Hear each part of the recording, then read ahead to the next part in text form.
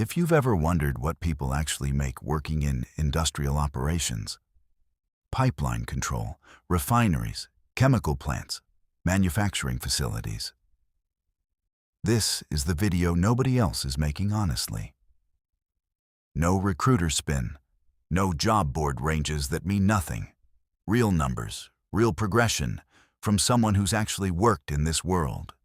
I'm going to break down pay across the main industrial operations roles, what affects your salary the most, union versus non-union differences, and whether these careers are actually worth it in 2026.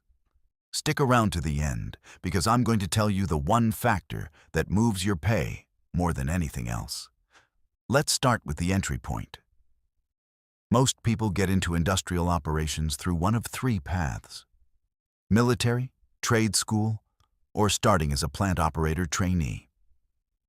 Entry level in most facilities lands somewhere between $45,000 and $60,000 a year.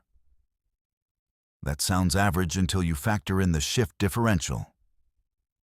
Shift differential is extra pay for working nights, weekends, and holidays.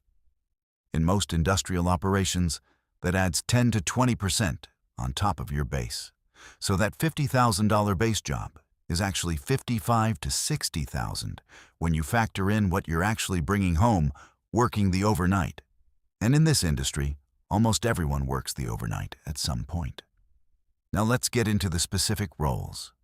Plant operators at manufacturing facilities, think aluminum, steel, chemical production, typically earn between $55,000 and $85,000, depending on the facility, location, and years of experience. Union plants tend to pay on the higher end of that range, with better benefits and more predictable scheduling. Non-union facilities vary more widely. Refinery operators are some of the highest paid in the industrial world. Entry level at a refinery can start at $70,000, and experienced operators at major facilities regularly clear $100,000 to $120,000 a year before overtime. The work is demanding. The safety requirements are intense, and the certifications required are significant. But the pay reflects that. Pipeline controllers, which is what I do, sit in a similar range. Entry-level pipeline control typically starts around $65,000 to $75,000. With experience, federal certifications, and time on the board, that climbs to $90,000 to $110,000 at major pipeline operators. The job requires PHMSA compliance knowledge, the ability to manage critical infrastructure around the clock, and the kind of calm decision-making that only comes from experience. You're not just watching gauges. You're responsible for hundreds of miles of active pipeline. Chemical plant operators land somewhere between refinery and general manufacturing. Typically $65,000 to $95,000, depending on the chemicals handled and the regulatory environment. Facilities handling hazardous materials pay more.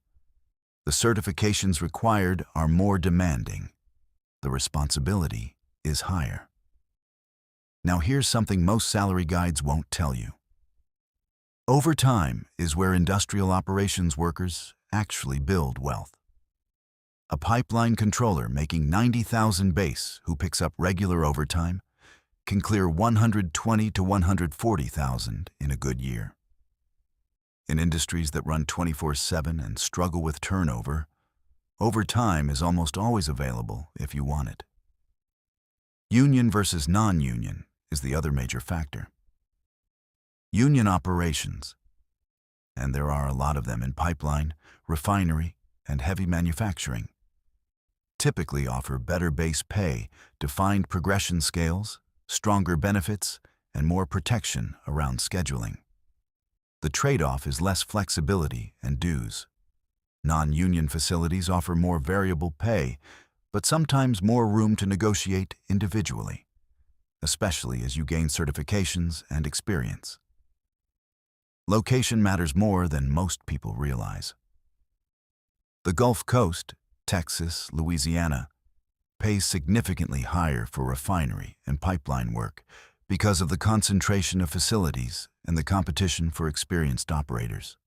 The Midwest and Appalachian regions pay well for pipelines specifically. Rural facilities sometimes pay less base, but offer lower cost of living, and over time that more than compensates. So what actually moves the needle on your pay more than anything else? Certifications and time on console. In regulated operations, pipeline especially. The federal certifications required by PHMSA take years to accumulate. Every certification you hold makes you harder to replace and gives you real leverage at negotiation time. I've watched operators double their salary over 10 years, not because of title changes, but because they became the person in the room who knew things nobody else knew. The other factor, longevity. Industrial operations has high turnover in the first 2 to 3 years because the shift work is hard and the learning curve is steep. The people who stay past that point find themselves with seniority, better shift picks, higher pay, and in union environments.